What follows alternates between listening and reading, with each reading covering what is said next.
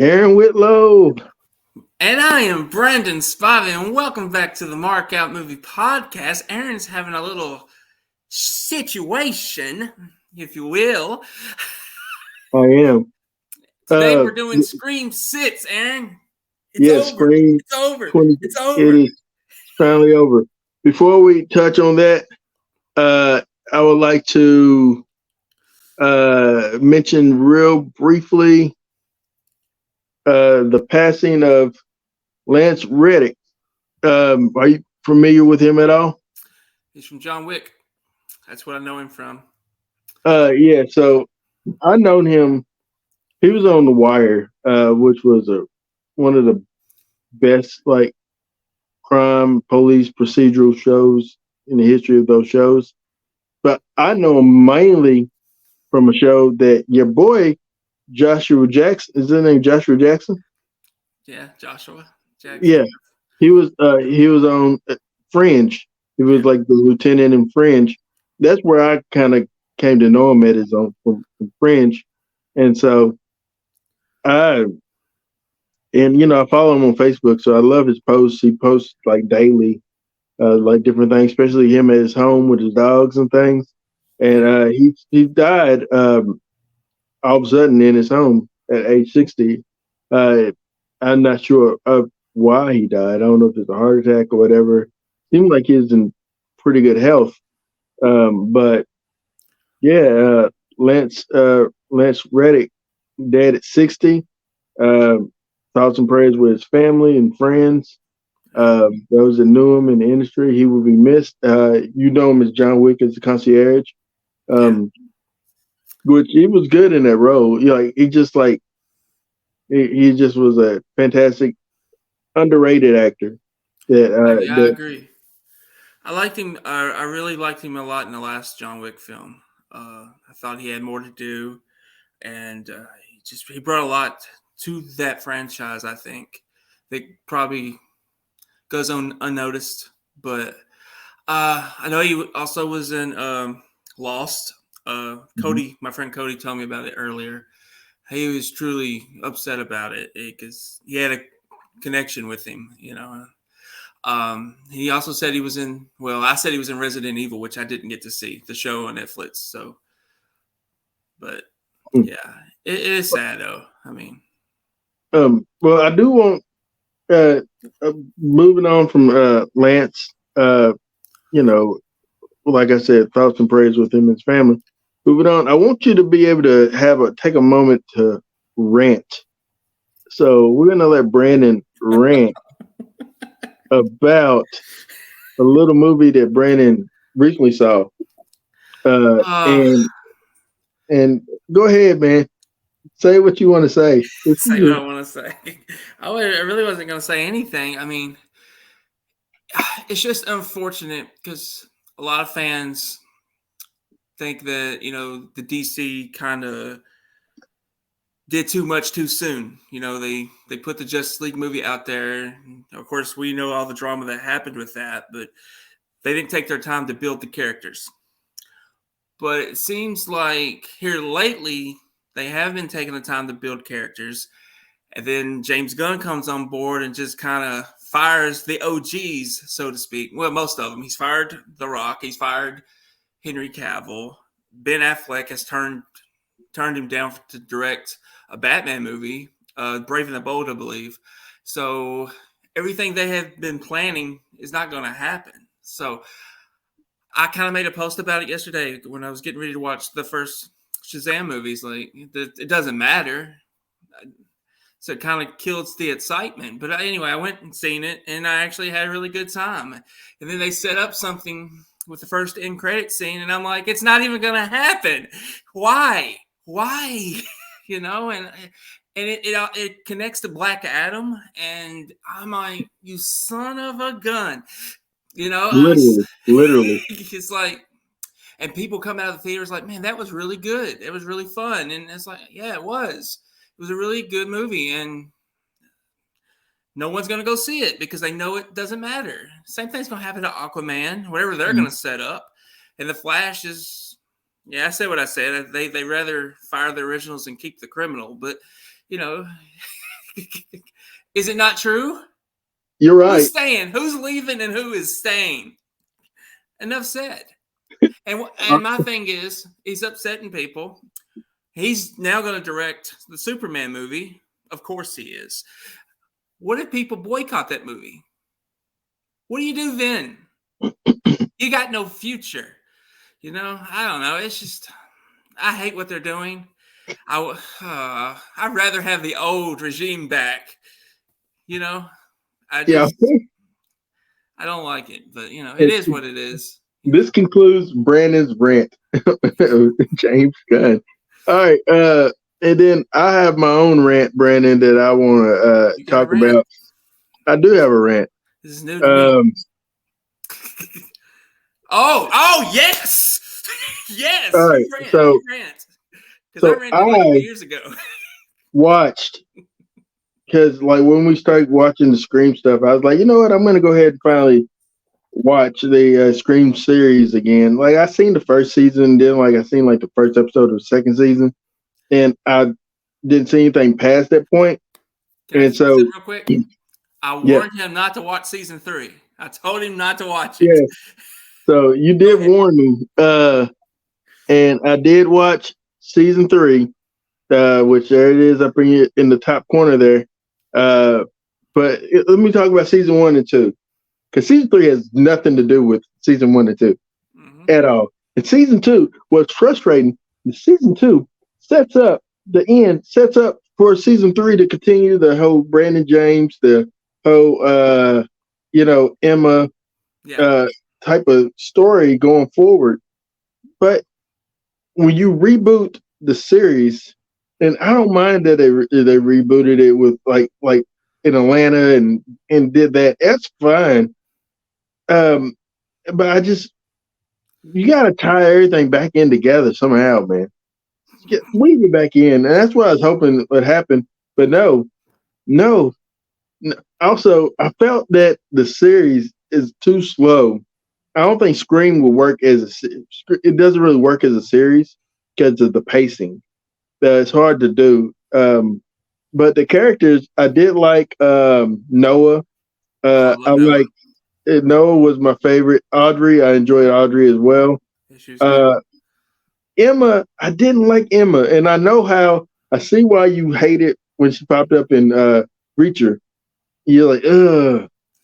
But yeah, because she was very annoying. She's a very annoying character, actually. And I don't think that she was. I never thought her as like the Sidney Prescott of the show. You know what I'm saying? Yeah. The person that we're supposed to invest in. I would rather it been Audrey, or I'd rather it been Noah, like do something different. But I just didn't really buy her. And I never thought like she tried to build herself towards the second season. It's like, oh, I'm going to be like the Sidney Prescott type of person. Never bought it. Also, the killer in the first one, I thought all the time it was going to be spoilers. I thought all the time it was going to be the boyfriend. I always thought that. And then because there's like little things where he just pop up. I'm like, yeah, he's totally the killer. But then when they did the Piper thing, I was like, okay, I didn't see that coming. But because why would Piper be? Because Piper was attacked at one point. Piper was attacked. Yeah. It makes no sense. They didn't reveal the second killer, which is what I've been saying they should do in the movies. Yeah, I agree with that. I see what you're saying.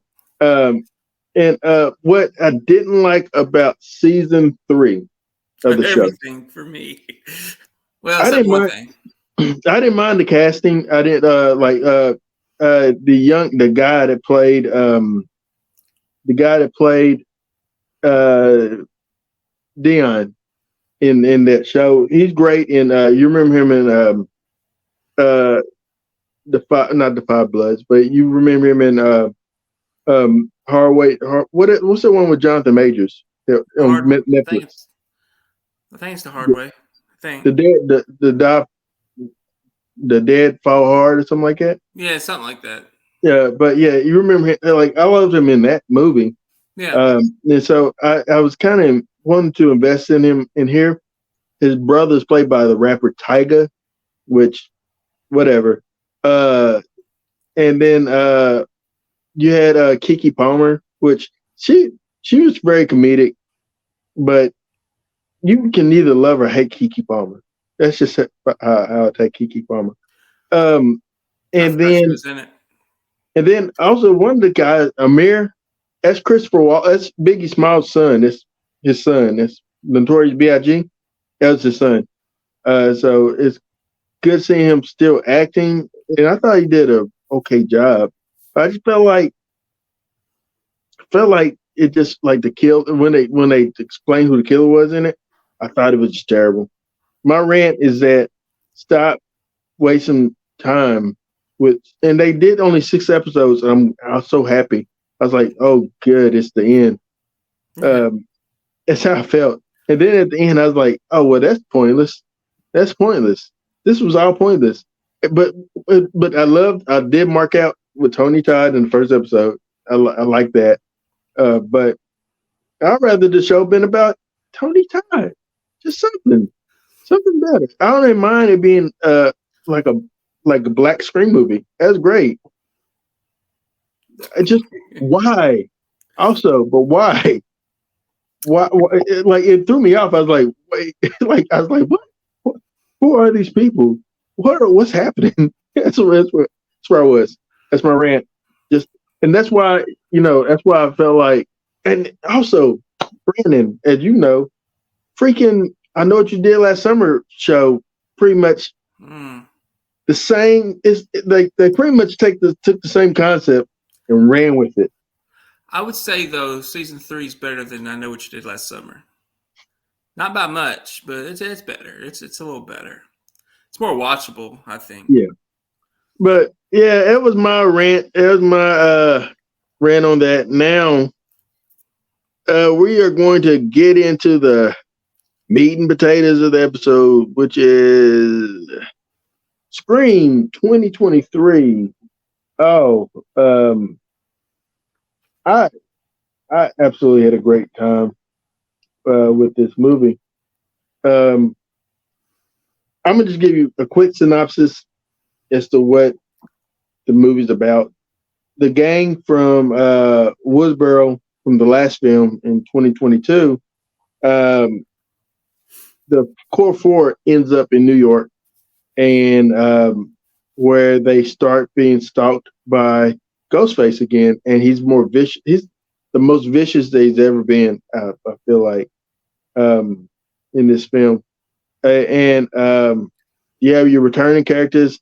Elephant in the room, Nev Campbell doesn't return, but also she wasn't needed. So I mean, and that's nothing against Nev.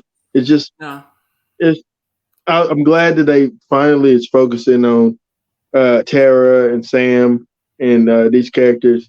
But I miss him Dewey. Yeah, I did miss him Dewey. I would say he's the elephant in the room more so than Sydney, because Sydney's not needed. She wasn't missed, in my opinion. She wasn't missed, but Dewey, you felt his absence, and I want to say this before we really dive into it. Mm-hmm. For me, because I know you love everything about it, but for me, this was the perfect Scream movie up until the reveal and everything that happened after the reveal. I was liking this movie better than the original up until that point. So I give them credit. I mean, they did a great job with this Ghostface. I thought he was the best Ghostface up until the reveal. Yeah, and we're going to dive into it. It's a spoiler, so if you haven't seen Scream 6 2023, we are going to spoil it for you. And it's been out for what, 2 weeks now? 3 weeks? No, 1 week. It's been 1 week? Yeah. Oh, okay. Well, we're about to spoil it for you. I want to say one thing before we jump into it. Between Scream 2022 and Scream 6, Jenna Ortega blew up. She did. So I want to first highlight that. She has had a long history with us in horror. that people don't really realize that she's ours. She belongs to the horror community. But she blew up though with Wednesday. Um, and Yeah. I think she's now the it factor in horror, in my opinion. I think she's the. I wouldn't even. I was gonna try to see how I could. I guess she's the equivalent to Jamie Lee Curtis when Jamie Lee Curtis when Halloween happened, and she kind of went into that. Yeah. That her career just like Yeah. It blew up and she started getting other roles in other subgenres, which is what she's doing. She's got a thriller coming out with I forget who. But it's gonna be a big film. But I forget who she's working with in that. But yeah, she's doing drama, thrillers, horror. I think she's even got a comedy coming out. So I mean, she's blown up really, and ah, man, I don't know. you did the voice on your show, bro. Jurassic World Camp. What's that show that you like? Camp. Camp Cretaceous. Yeah, Cretaceous or something. She did Brooklyn. She's the voice of Brooklyn. Yes. I didn't know that. Actually, I ain't gonna lie to you. I'm not trying to. I ain't gonna lie to you, Brandon. Me and Jackie watched the show with Zanzi, and we got into it. It was like it's a very entertaining show.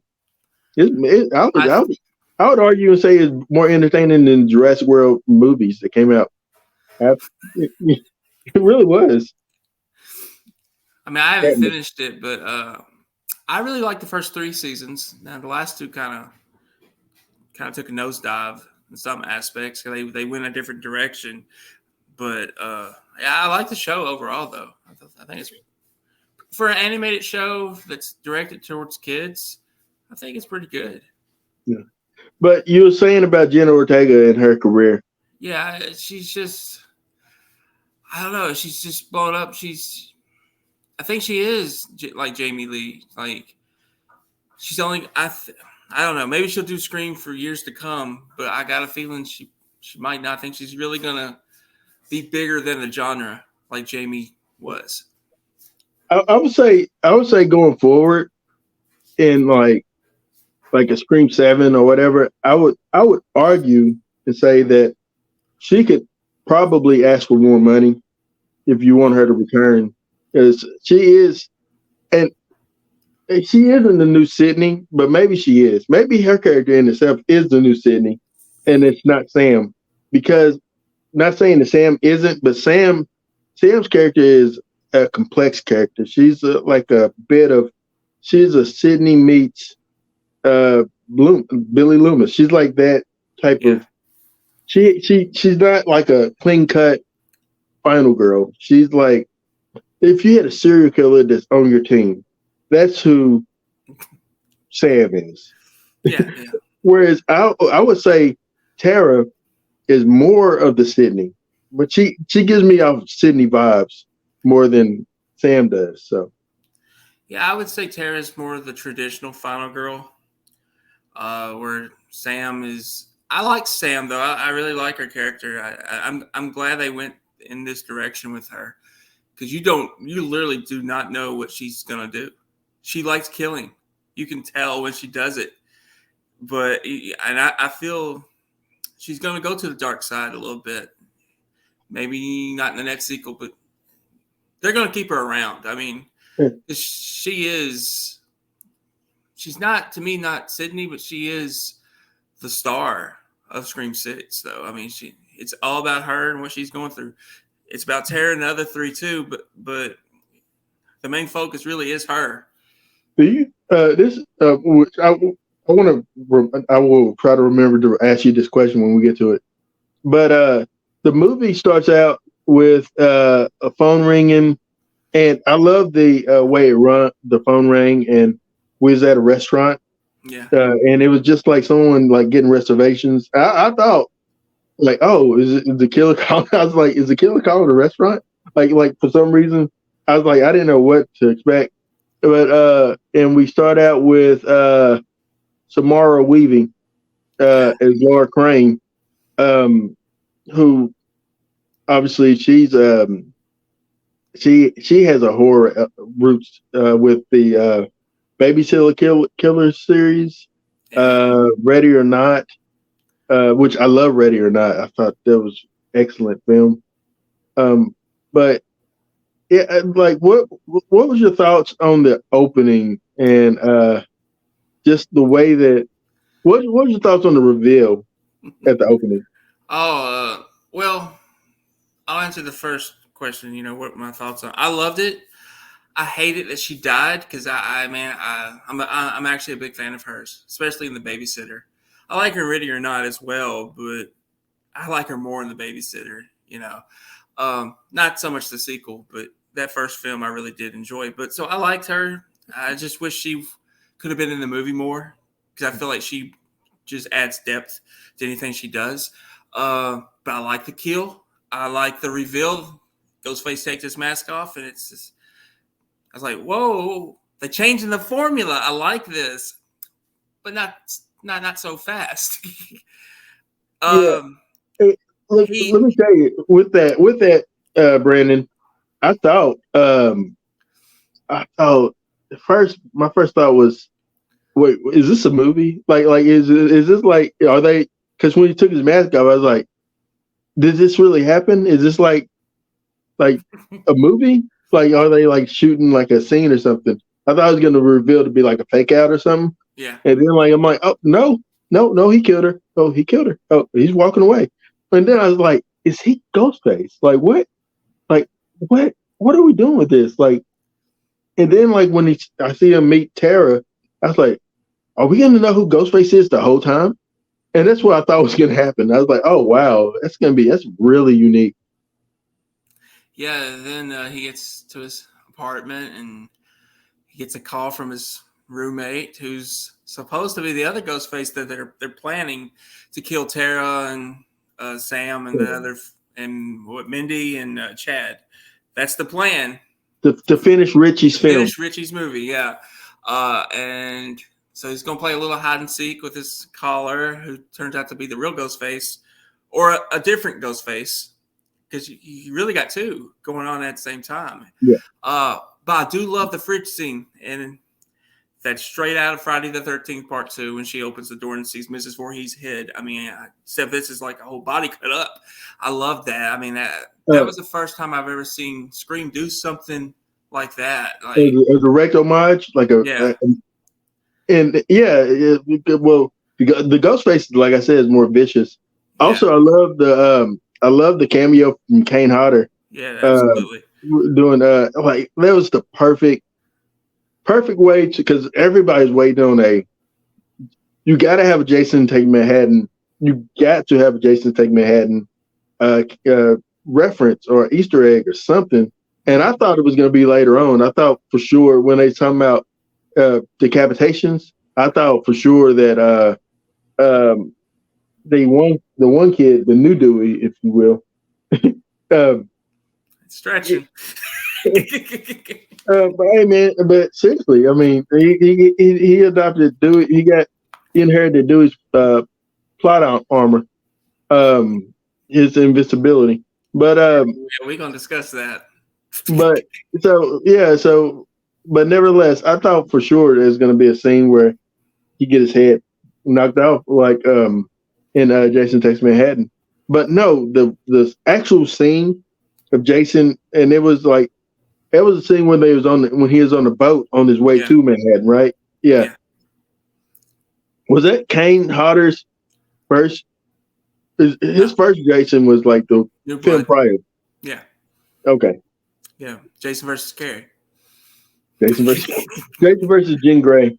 But I guess it's more Carrie. Carrie makes more sense in the horror element. But yeah, no, I love that reference. But then I love when Ghostface, he's like, wait, what about my movie? What about the movie? And then he says, F movies, and then like kills him.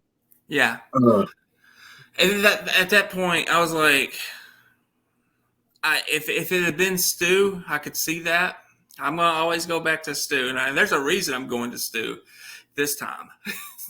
They really opened the door for Stu's return, but I could see him not really caring about the movies. I could see him being upset that everyone has tried to copy him and Billy. Mhm.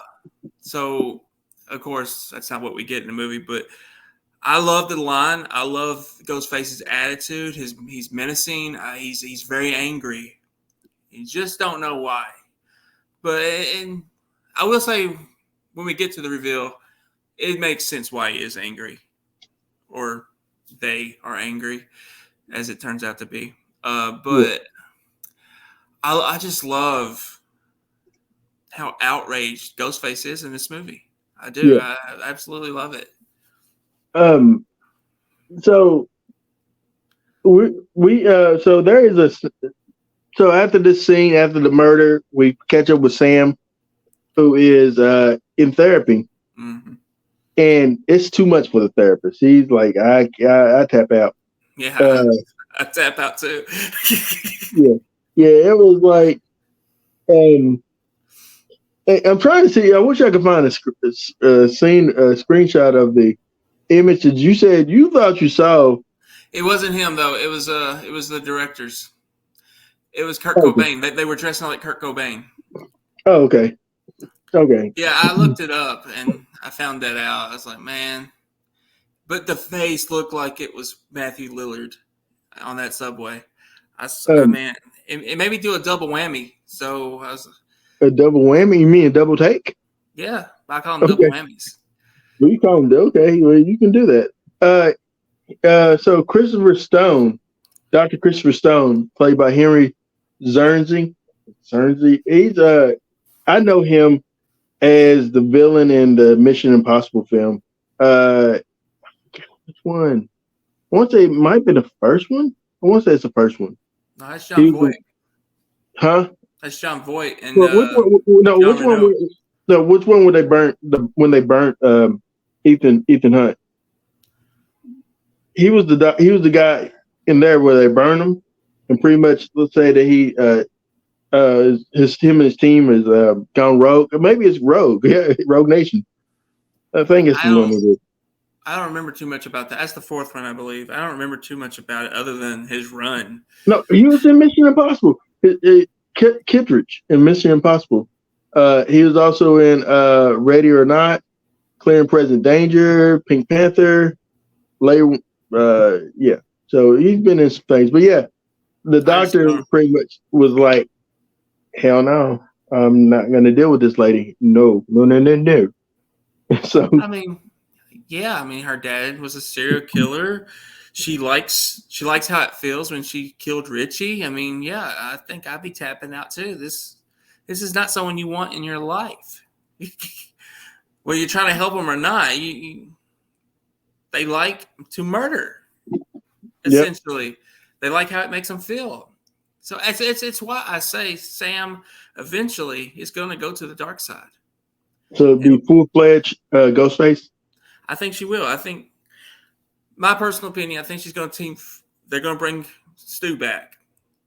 I think Stu and Sam.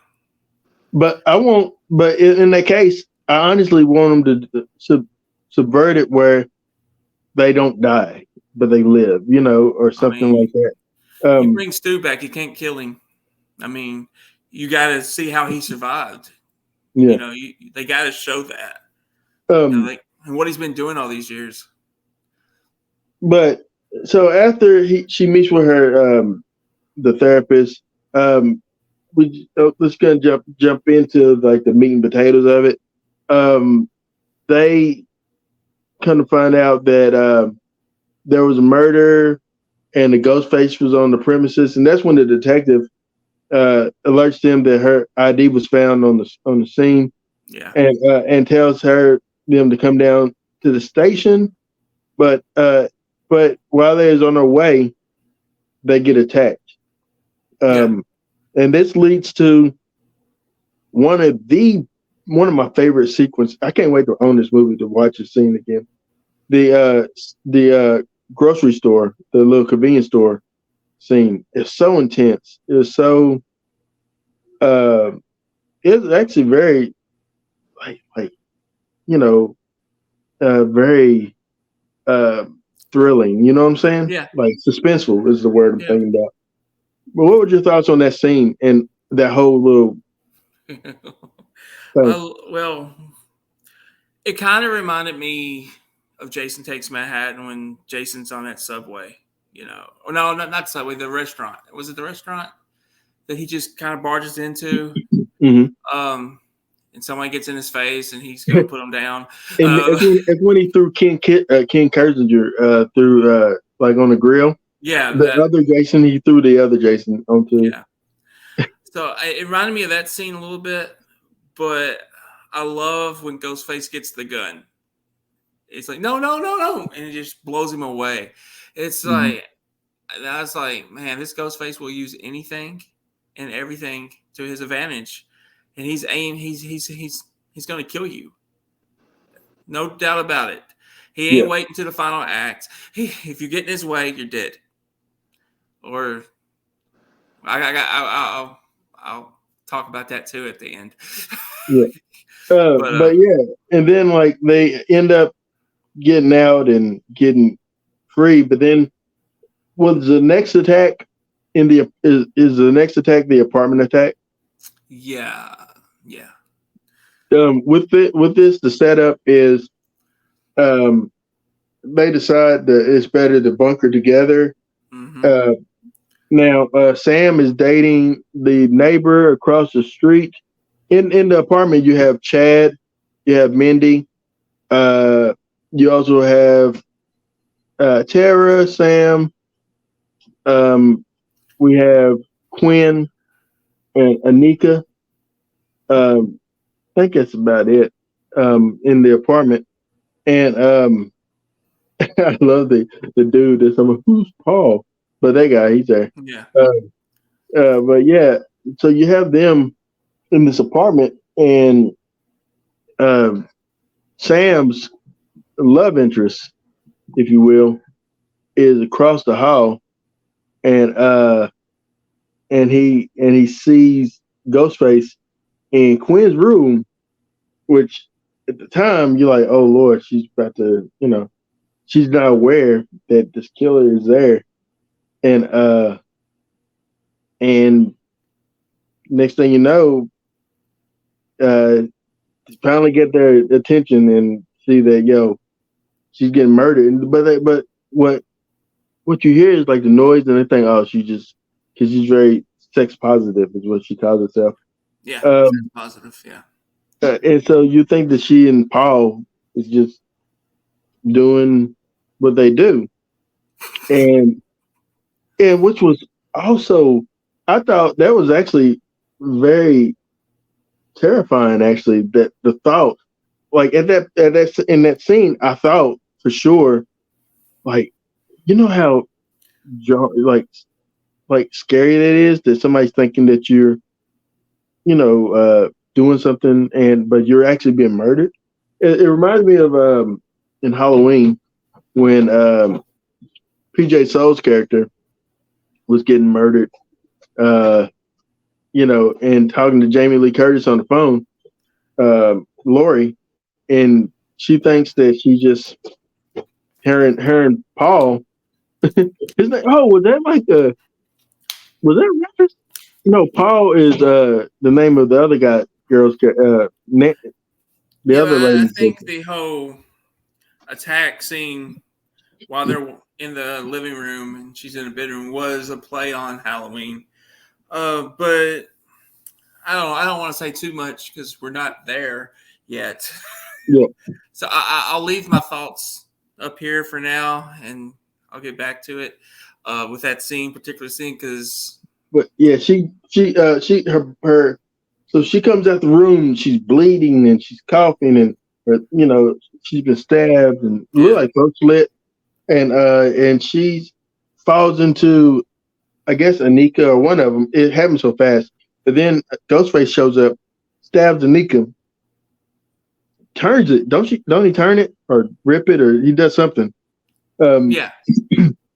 And and then that sets up this whole apartment like kill sequence and all this like where there's and that was very intense, man. That was a really strong scene, and especially with the ladder crossing scene, trying to go Yeah, into the other guy's apartment.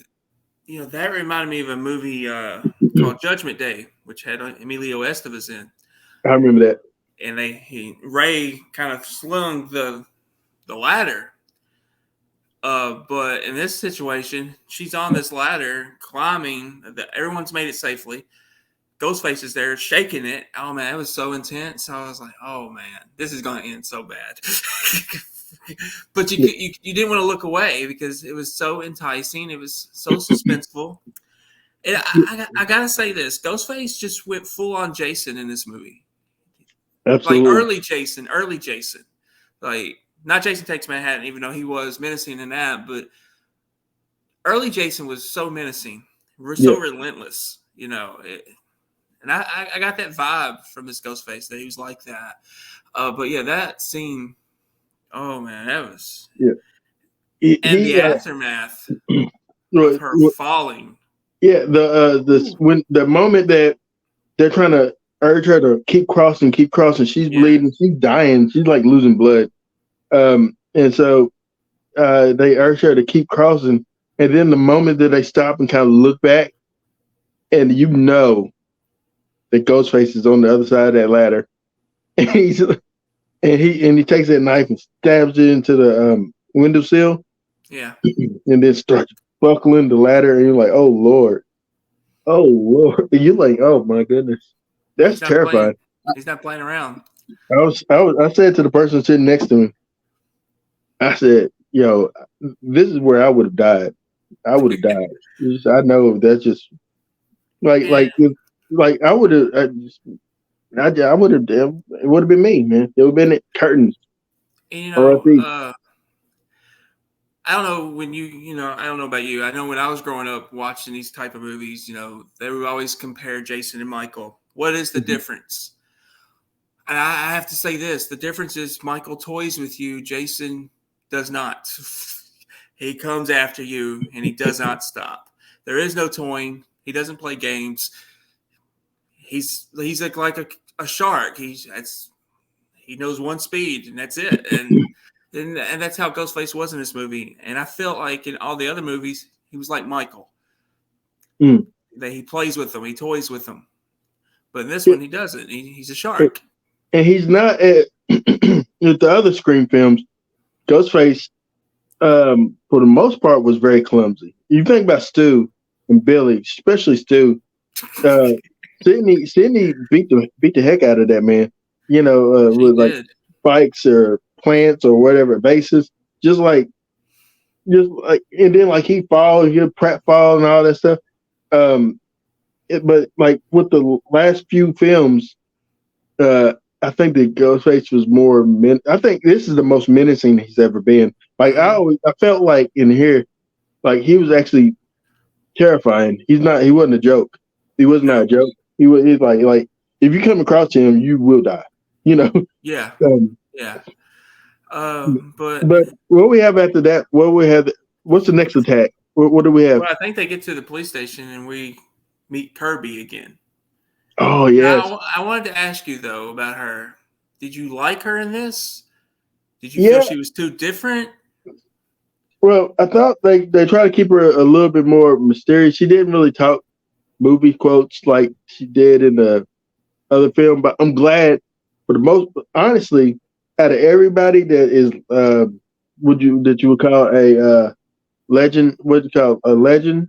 Legacy character. Legacy character.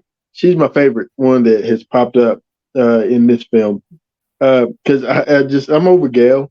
But Gail, we were talking about Gail's moments, but I did like her. I wanted more of her, and hopefully going forward, I was hoping that she would become the next Gail for the group, not in the sense of Gail's always trying to write and stuff, but I want her to become the next component Yeah. of the group. And I hope Gail just kind of Fades off. fades off. Yeah, absolutely. Spoilers, she does not die. Although she does. Well, we're gonna talk about all that, but yeah, we get Kirby returning, and then what happens? Is this when we get the death of the therapist? Yeah, I think it happened right after that. Or it could have been right before it. Yeah, I'm not Because sure. no, it was after the because she called him, or yes, she called him, and they were gonna leave. Right? He Yeah, said, "Well, we need you to come down to the station," and that's when they got attacked at the at convenience the store. yeah. So At that point, yeah, it's true, it's true. All right, but then and then we had so the therapist dies. He gets stabbed in the nose, um, uh, which was a gruesome death. It was a great death. Like I yeah, love how vicious he was, Ghostface with that. But we have, but after the death and the apartment stuff, the detective is full of grief because he lost his last remaining child. You kind of find out that Ethan, who was another part of this new group, wasn't anywhere to be around. They're like, "Well, where were you, Ethan?" And then they start being suspect of Ethan. They're like, "Because you wasn't there when all this was going down, yeah, and Quinn's dead. You wasn't there. All signs pointing to you, you know." And yeah. and so I was like, "Well, maybe it is."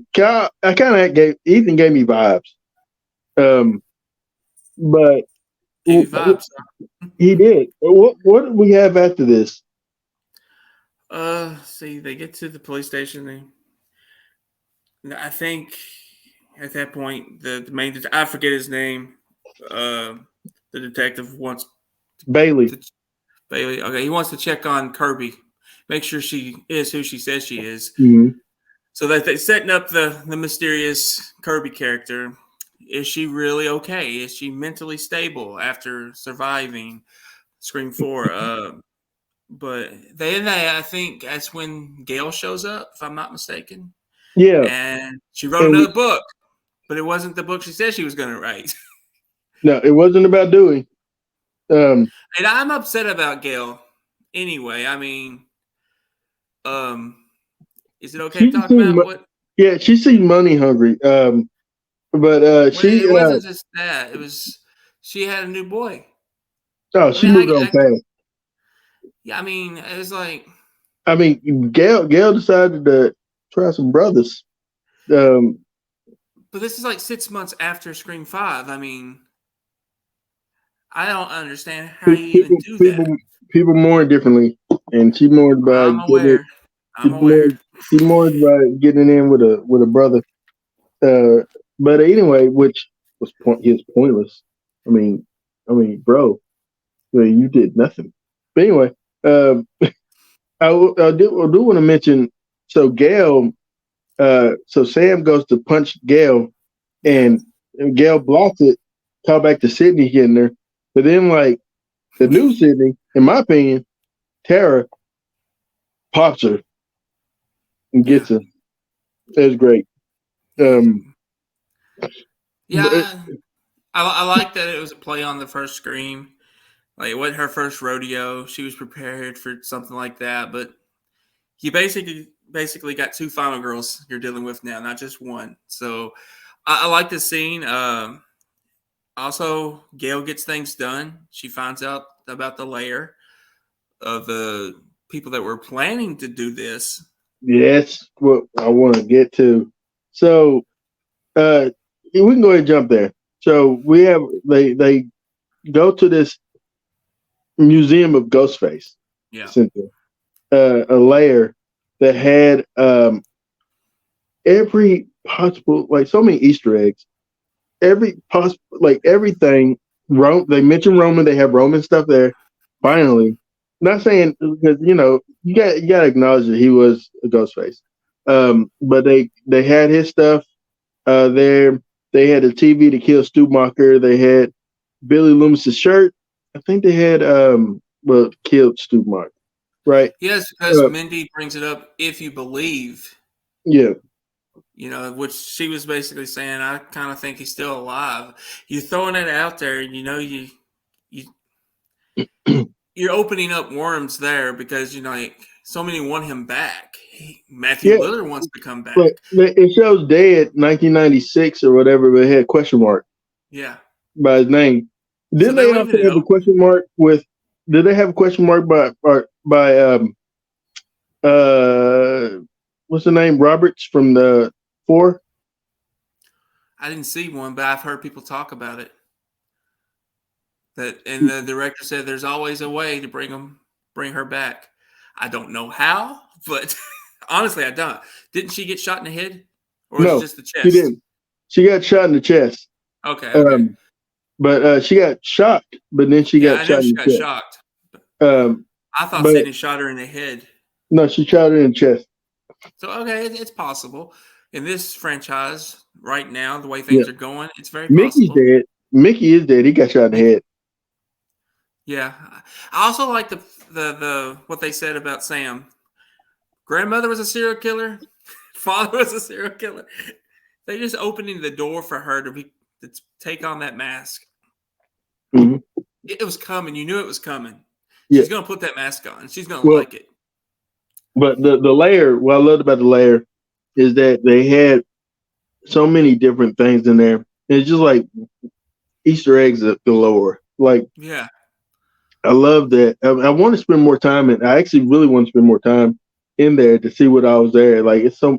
I want to find a YouTube video that breaks down every single thing that's there, and yeah. because there's so much stuff, man. But we finally we're gonna get in this. We'll go ahead and move into the third act, which is. Would you say the subway stuff is the beginning of the third act? Because Well, before we we do don't that, have any we got to talk about Gail and you Gail's know Gail's Gail's attack, attack. which Yeah, which was one of my favorite parts of the movie. The phone call conversation. I thought that was great. And then her boyfriend gets killed like he's nothing. And I have a problem with this scene, just like I had a problem with Dewey. It don't make logical sense. Who's underneath that mask? Because we'll get there, but it don't make logical sense that person could take him out just like that. It just yeah. doesn't. But I'm overlooking that because the main portion of this is Gale versus Ghostface. I Well, loved it. I love the my favorite part of it was when Gail puts Ghostface on hold. She Yeah. says, "Could you hold for a second?" And he said, "Huh, what?" And then like she puts her hold and she clicks over and just starts a new call and calls him, and it rings and she shoots in the closet, which great scene, great scene. I love like the first person. No one ever thought about putting Ghostface on hold. Like that's a No. very genius thing to do. But I thought for sure that Gail was gonna die. But Well, I mean, she kind of did. She did stop breathing. And here comes one of my problems with the film. It mhm, started here. So we got a pulse because he has stabbed her. I don't know how many times. She stops breathing. Uh, I felt they were afraid to kill certain characters yeah, when they should have been dead, whether they were yeah, stabbed or shot. It happens to a lot of people. Happens to 4 or 5 of them, yeah. We're gonna get and they there. all survive. Yeah, yeah, yeah. I kind of felt that way too. Um, with so after the Gail stuff and Gail, then they decide we're gonna have to create a kill box and trap Yeah, Ghostface, lure him to us. And so you have Ethan, Sam, Gail, not Gail, Ethan, Sam, Tara, Mindy, and was it is Chad. there Chad? Yeah. And also what's the guy's name? Boyfriend. Uh, I don't know. um, I don't. handsome stranger, handsome neighbor guy. Yeah, Um, But he told her like a second act maybe. If you mhm. can't trust anybody, trust nobody, even me. And she wouldn't let him come, and I thought that was good writing because it was a callback to their previous conversation. Mhm. Uh, she didn't trust him, and he understood, but he would help in the end, Yeah. regardless. Um, I thought that was actually good writing, but yeah, they lock the door, they're trapped. Kirby's there No. with them. Before that, they are. No. We're on the subway. Oh, you're on the subway. I thought you was in the lair. No. There's heading to the layer, but Okay, yeah, the so subway. so we have a bunch of Easter eggs. You have a Pinhead. You have Pennywise. You have Fred, Midsummer. Freddie. Uh, Freddy. Yeah, Jason. Michael. I think you have a Michael in there. I thought I seen a Michael. Um, you have like American Werewolf in London. You have there's so many different. I've seen Sam Wayne from Trick or Treat. Seen him in there. Just so many. Like, how much money do they dish out to get those properties for this? Like, we in a movie, we have all these different characters in the. Like, it's pretty. For me, it was pretty cool. Like, I yeah, wanted. It's happening so fast, it's hard to really see. But I was wanting to pause. I wish I could pause and see. I was like, oh, and I was like pointing out while I was sitting there in the movie. I was like, you know, you know. yeah, And I think I did mark out for Midsummer. I was like, Midsummer. I was like, oh, I know that. Um, but yeah, it's elevated horror. Mixing everything. So, what was your thoughts on that scene? And then, what are your thoughts? And you can describe it and tell me your thoughts on the attack on the subtrain. I love the scene. It was a great Easter egg scene. I compare it to not Ready or Not, but Ready Player One. When you get all those classic characters coming together, and you just like pointing at each one, it goes by too fast to even count. But I compare it to that. It was. We're both cinema buffs. It brought great joy just to see that, especially in the horror genre. I mean, Mm. it's all these different costumes. It was on Halloween, I believe, or near Halloween.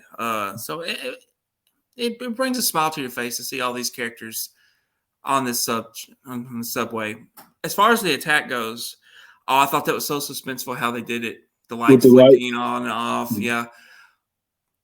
But this is how you know it's at least two killers because this Ghostface doesn't have Stu's mask. I love Stu's mask, by the way. How Odin looks kind of reminds me of Michael's mask in Yeah. that sense. But this is a new Ghostface mask, Uh, and yeah. She had. I think she had Nancy. She had Mrs. Loomis's mask, right? yeah, I Oh, think so. I spoiled it. I said she. But Well, it's actually not she. well, I feel it is she. You think I it feel is? it's she. I feel it's she. I think. All right. So at this point, so we got the subway, and we explain it. So um, Mindy is watching and clocking everything, and trying to keep an eye on Ethan because she is suspecting Ethan to be the killer.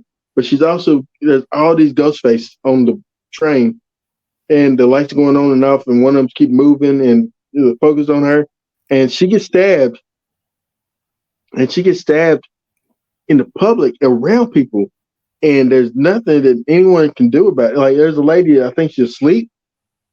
Yeah, But which I thought it'd be kind of cool if she was actually texting or doing something like that, like so absorbed with your phone that you wouldn't notice what's going on around you. yeah. I thought that would be cool, but no, she's asleep. But yeah, Actually, I think you're right. I think it was her because you actually see after the attack, the doors open. You see Ghostface go out the door, then you see yeah, Ethan come up. yeah, So yeah, I believe you're right. I believe it was. But my only problem with that is he stabbed her. I do believe, and he twisted it. Right? hmm He did twist it. yeah. I She think he twisted it. pushed it because I think Ethan. Well, She should have bled out from that. Yeah. And here's the other problem: Ethan's with her, and it spoilers here, people. Ethan is revealed to be one of the killers. Yeah. Why in the world did he take her to the hospital? That don't make sense to me. I don't know. It don't. I don't know why. Because and then we'll talk about that. Because the ending and what they said they're gonna do, like it's like they didn't plan it out. It's why I called it chaotic. But so they're waiting on her.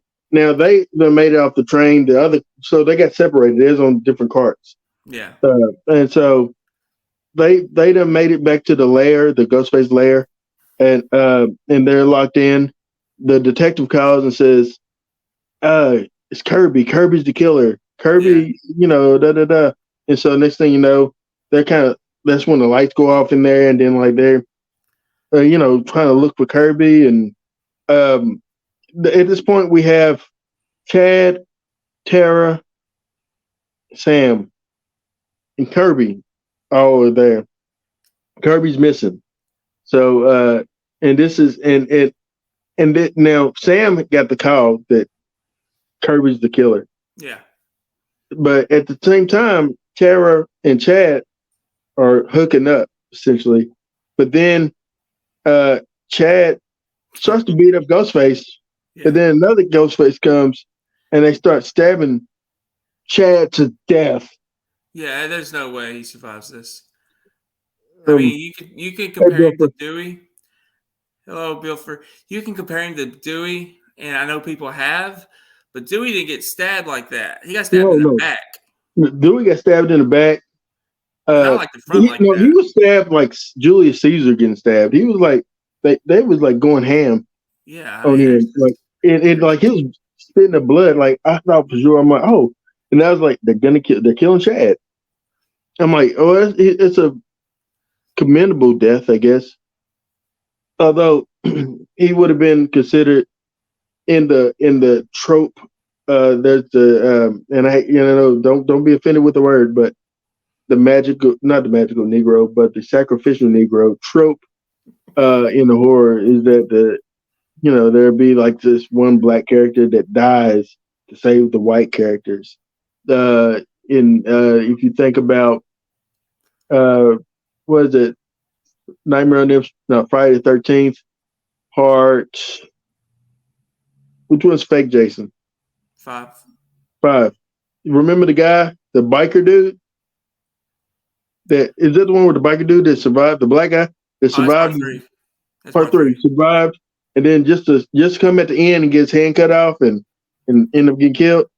That's a great scene, though. I mean, why? He showed a lot of heart. He showed a lot of heart, though. His whole role and point in life was to save the white characters, and so that's what I thought we was having here is that Chad was scared to save the white. I never looked at it that way. It's a trope. It's a trope in horror films.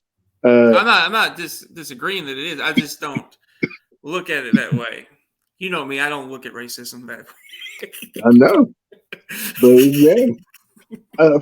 Good for you. I do. I just see a man trying to help a woman. That's all I see. Yeah. We see a black man trying to save a white woman. So okay, I didn't scream once, let alone 6 times. Nobody actually screams. I don't think watching films. But anyway. So she gets away. Tara gets away. Then it's sets up the final scene where it's Shaw between Tara, Sam's there. I thought for one second I thought Tara was gonna turn around and stab Sam for just a second. Really? I don't know why. I just kind of thought like, what if I thought that'd be a twist. That'd be a twist I didn't see coming. but yeah, then you have Kirby and then you have the detective pop up. Well, it's a great scene, by the way. I have a problem with the reveal, but leading up to it, it's a great scene with Kirby and the cop and how everything goes down. I love the reveal. I love that it's him, and you're like, but then you wonder why. Why are we? Here's my problem with the reveal. I'm going to explain it to you. Go for it. It's a ripoff of a Scream ripoff. I still know what you did last summer. It reminded me of Ben Willis and his son Will. All that the family were doing it for because y'all killed. Well, they blamed them for the sister's death. I just it took me back to I still know what you did last summer, and Scream should never take me back to something that is viewed as a Scream ripoff. That's why I didn't like the whole family angle of it. It's just, and I loved it. This is why I like it. I thought it gave me off Scream 2 vibes, but 2.0. But in a way of like I love the reveal that Mrs. Loomis and it's Billy's mother, and you understand why she wants to see this Sidney dead. You killed my son. She doesn't think about anything. Plus, she knows that. I guess deep down, she still holds Maureen Prescott as the reason why her husband cheated on her and everything, probably. So that's like a added bonus for her. But with the detective, and it's revealed that Quinn is alive, and that this other guy, Ethan, is his other son, and that they are all the remaining family member of Richie, who was the murderer, the killer in part five, yeah. Which I love that he had that impact. I love that. Let me say this: I love that Richie had that much of an impact on this next level of Ghostface coming. And I think it kind of gave me vibes off of like The Following. You know, it kind of gave me vibes like that show. But I thought it was cool, man. Now, how they're gonna get away with it? Like, it's sloppy. Like, you should have just go ahead and killed. Don't save her. Why not just kill her? Yeah, I do think you know what I'm saying. Like, why not just kill? I think Mindy. Eventually you got to let Ghostface survive. To set up the next movie. It's got to happen. I mean, I feel like it's going to happen when Stu comes back, but I feel like you got to. You got to change the formula a little bit because you're repeating yourself over and over and over. And I would love actually a Scream movie where the killer is not revealed. You don't find out who it is. I think most people are probably upset by that. But for me, as a storyteller aspect of it, I love that.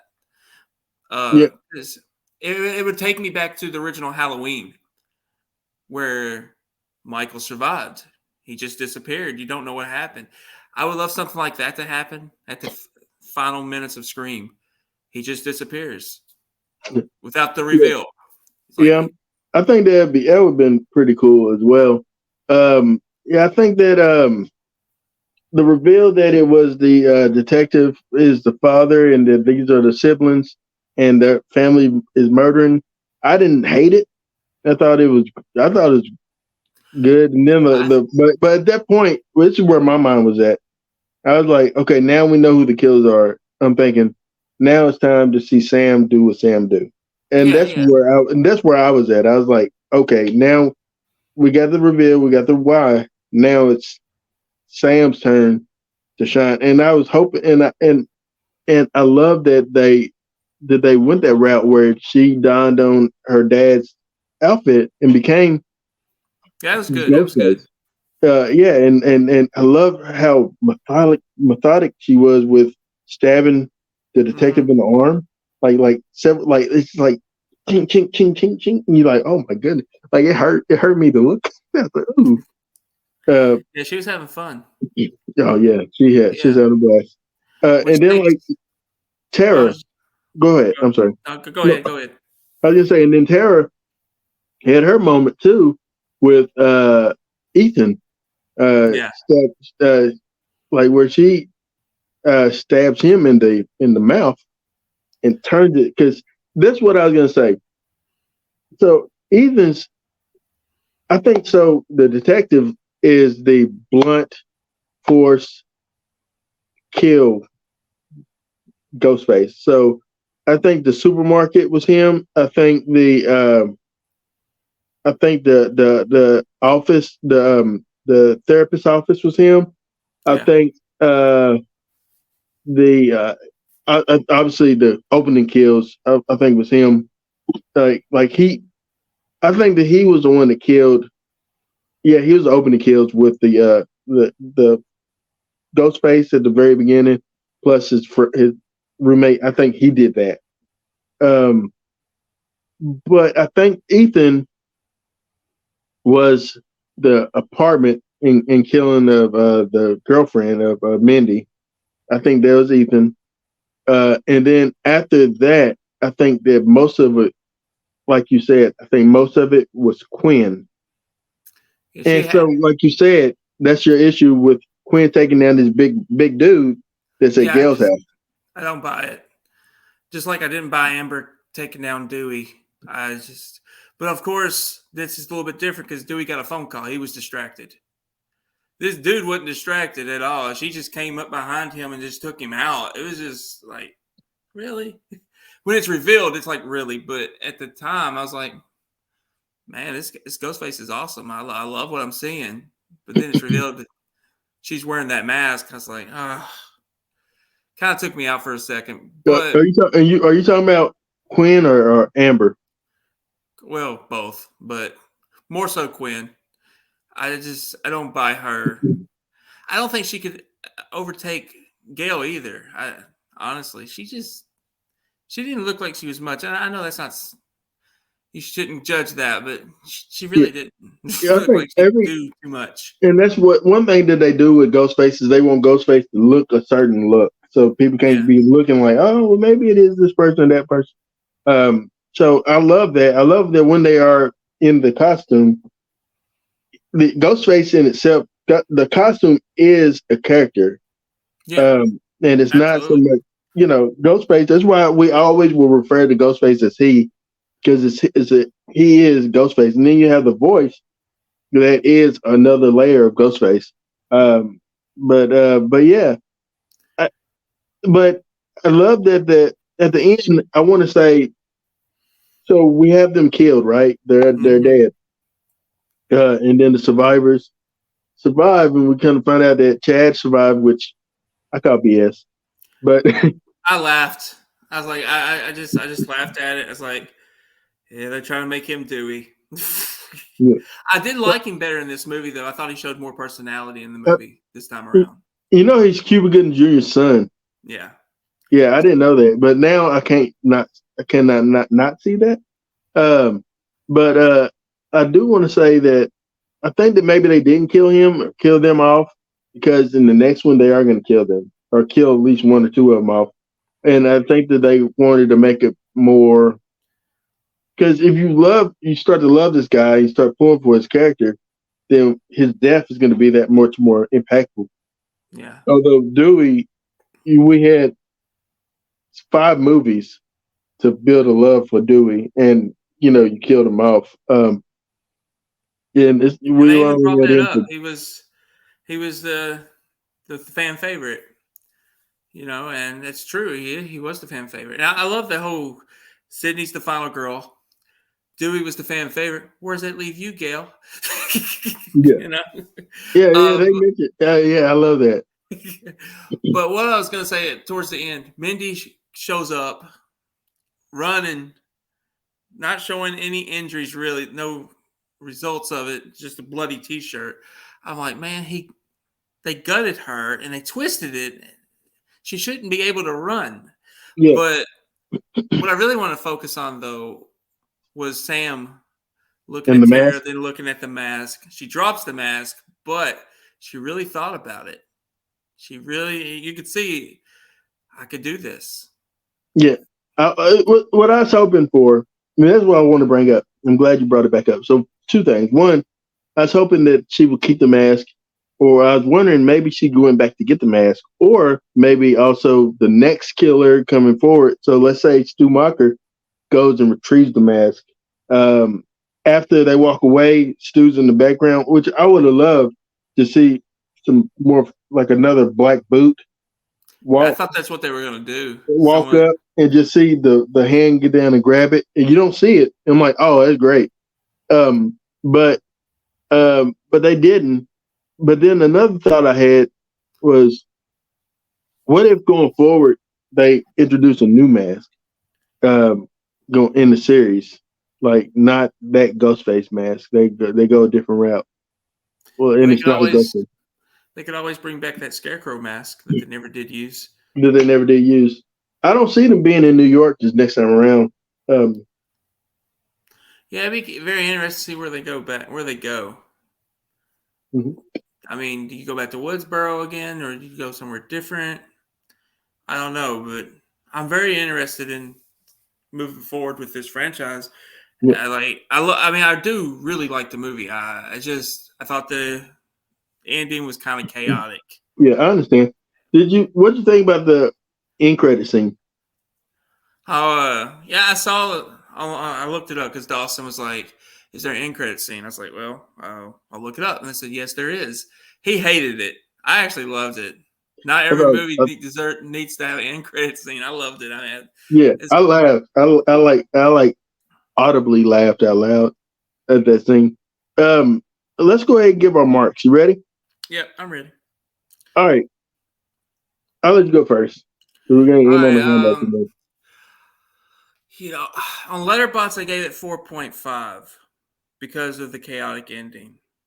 But I do think it's better than 5, and I actually do kind of think I like it better than 2. I'm gonna go 5. I do have problems with it with the ending, but everything before that I thought was perfect. Like it honestly was. I was leaning towards this being my favorite Scream movie. If it's not, I say it's number 2. All right, we're gonna go there. Wait, before you say any of that, I got a five. Five for me too. Five across the board. I absolutely loved it. Had a great time with it. Um, can't wait to see where they go next. Now, since you said that, it's gonna segue, and this is how we end it. Um, I'm gonna go ahead and do my ranking of Scream so far. Real quick, briefly. Um, I'm gonna say for me, I'm going best to worst. Okay. All right, Scream. I'm gonna say Scream 6. Then I'm gonna go Scream 5 or Scream reboot or whatever. Scream 5, Scream 4, Scream 2, and Scream 3. That's my ranking. Yeah, if it wasn't for the performance of Billy and Stu in the end, man, I would put Scream 6 at number 1. But since that ending was better, I got to put Scream 1996 as number 1. Number 2, I'm gonna go Scream 6. Uh, yeah, I just thought it was phenomenal. I thought the story was really good. Um, Number 3, Scream 4. For me, number 4, Scream 2. I still have Scream 5 as number 5, uh, which I still say to you, anyone that's watching, it's 5 excellent films. But number 6 would be Scream 3, which is okay. I give it an okay. It's an okay film. All But I right, think and 5 of them are excellent. all right, and then two more little categories, and we'll call it quits. Okay. All right, opening sequences. I'm gonna go the Scream 1996. I'm gonna go Scream 6 because that was so great. I say Scream 2. I would say Scream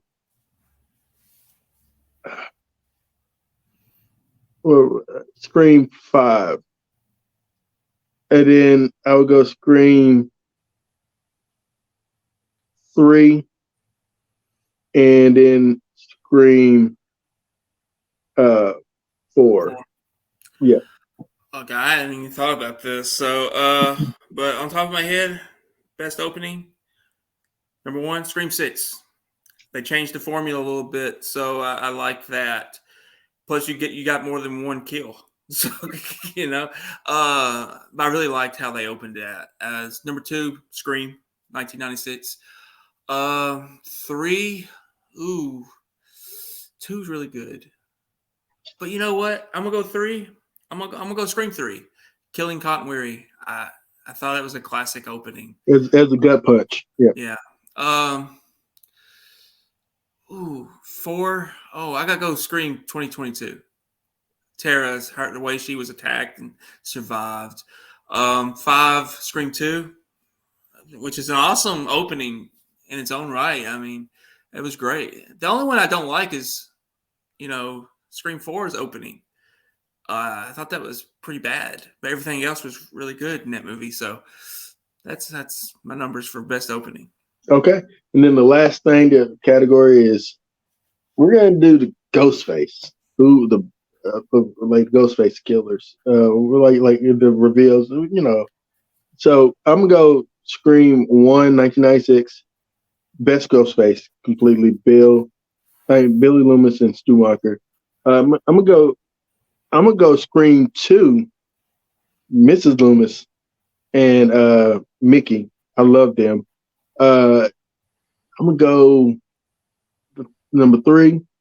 I think I will go Scream 4. I love them, like the film geek and Sydney's cousin. Yeah. Scream, what's that, 3? I'm gonna go Scream. Let's go Scream 5. For them, yeah, I really enjoyed them. Who am I missing? 3 and Scream 6. Scream 6 would be 5, and then Scream 3 be 6. I think Roman's the weakest Ghostface, in my opinion. So the best killers, obviously Stu and Billy's number 1. I mean, not just the best kills, but just the more entertaining reveal. I mean, just everything about that was awesome. Number 2, I'm gonna go Scream 4. I like that reveal. It don't equal, but it was nice. 3, Scream 2. I think it was solid. 4, I'll go 5. Richie and Amber. It was all right. Mm-hmm. Number 5. Man, you're getting to the bottom here. Roman, I guess. Yeah, that was a great kill. Absolutely. Yeah. Roman be number 5. Number 6 would be the family getting revenge for Richie. I just didn't really care for it. But overall, I love the movie. So. Okay. All right. All right. Well, that concludes this. Too many survivors in part 6. I agree. Yeah, we mentioned that. I think it's probably so many survivors so that they can kill off. I think they got to go crazy in 7. And I think like we can do quick little predictions. Since thank you, by the way, Castellar Garcia. We appreciate you tuning in, by the way.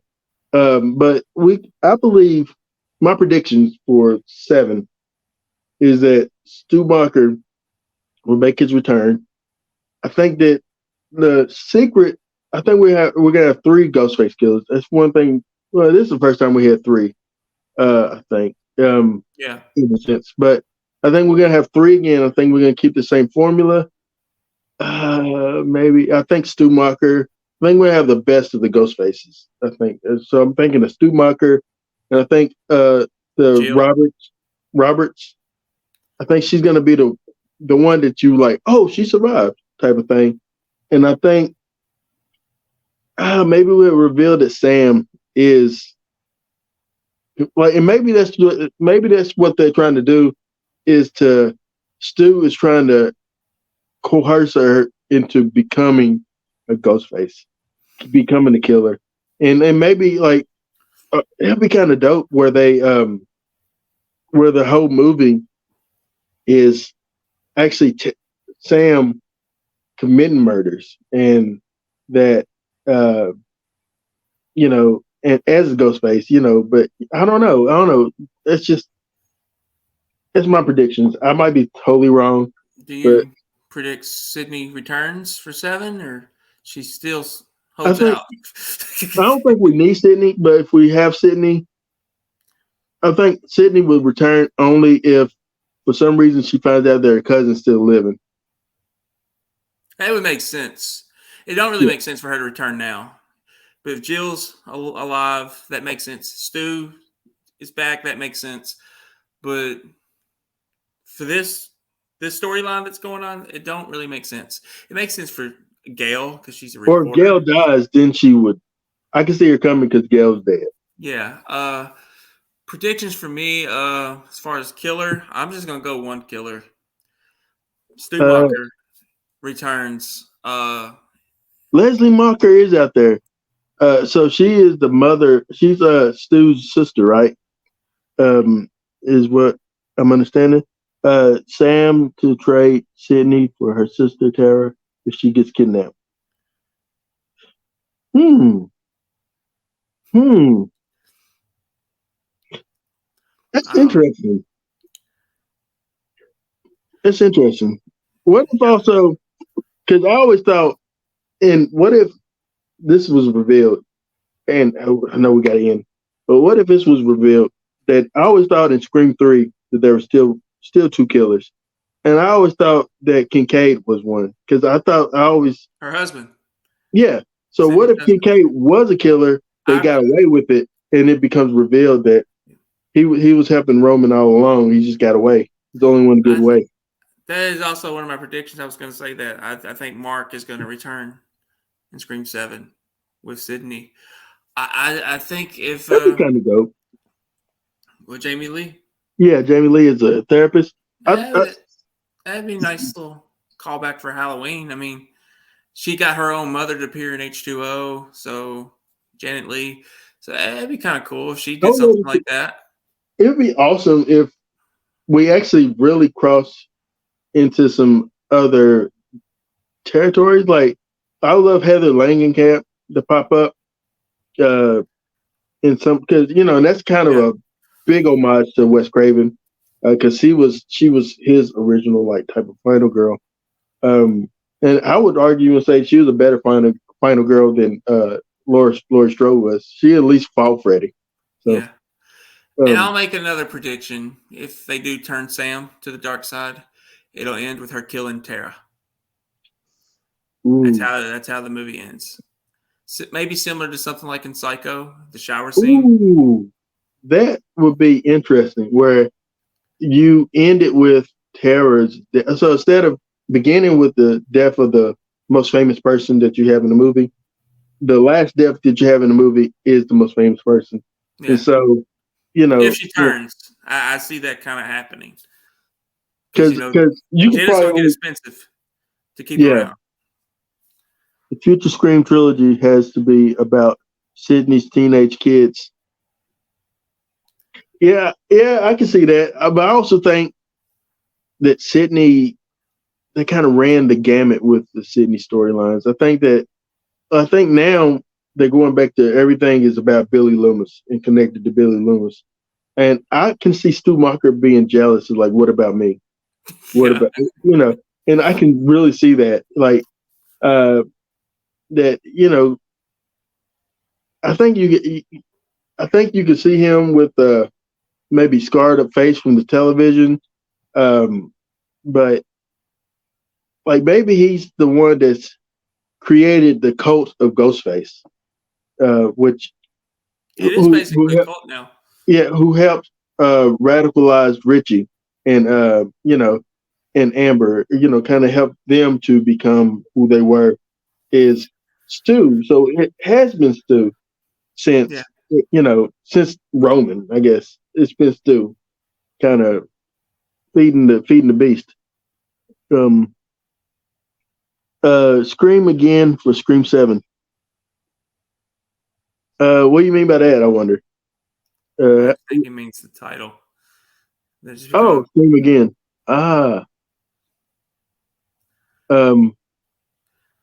Be quiet. No, that's not what that's what we call it. No. I mean, because it's getting up there. You don't want to put a number beside Scream too much longer.